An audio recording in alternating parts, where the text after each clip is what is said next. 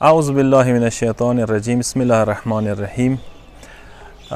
روایتو کې شته دي کوم بهار میاشته ده، بهار میاشته کې آب نیسان په باره کې ځنه روایتونه راغلي دي څه پیغمبر طرف نه څه آب نیسان که چیرې انسان جمع کی، آب نیسان که چیرې انسان وچی کی نو ډیرو زیاتو بیماریو نه هغه ته شفا میلویږي. هر قسم ته جسمانی بیماری وي، سار نه ونیسه خپو پورې مختلف قسم ته امراضو دپاره هغه کې شفا د پیغمبر اکرم یو حدیث کې مولا علی ته څه هر قسم ته بیماریو نه شفا د آب نیسان کې.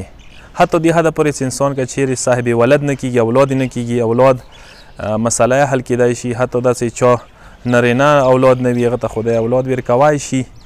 سار درد وي، غوښو وي، سترګو تکلیف وي، ډیرو بیماریو دپاره آب نیسان کې شفا موجوده ده. میاشت خیلی شیو ده نوروز نه 23 دن بعد چې هغه تقریبا 14 اپریل نه شروع کیږي، یوه میاشته چلیږي. 14 اپریل نه ونیسه تا یوه میاشته چې کوم برنونه کیږي دا بران اوبه پکار د انسان لوښو کې چې کې جمع کی. بیا دی باندې پکار د روایتو په مطابق ځنه آیتونه دي چې هغه انسان ولولي چې هغه کې سوره الحمد ده، او یا وارې سوره توحید ده، او یا وارې قل یا ایها الکافرون ده، قل اعوذ برب الفلق ده، قل اعوذ برب الناس ده، ان انزلنا ده، سوره اعلا ده، آیت الکرسی ده، هغه نه علاوه الله اکبر ده، هغه نه علاوه لا اله الا الله ده، هغه نه علاوه تشرکت کوم ذکر ده سبحان الله والحمد لله ولا اله الا الله والله اکبر، دین علاوه صلوات ده.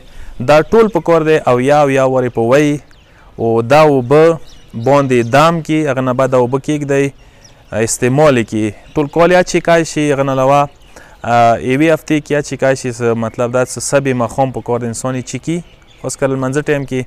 او که چا سترګو کې تکلیف سترګو کې اچوای شي، او بل څه بیماری وي هغه نه منګای شي. او دا روایتو په مطابق انتهایی شفا بخش اوبه دي. اکثرو ملکو کې اکثرو ځایو کې ډېر کسان دي باندې عمل کوي او دي په مطابق دا اوبه جمع کوي او بیا استملایي څه مختلفو امراضو نه بیماریو نه او ته شفا میلویدای شي انشاءالله.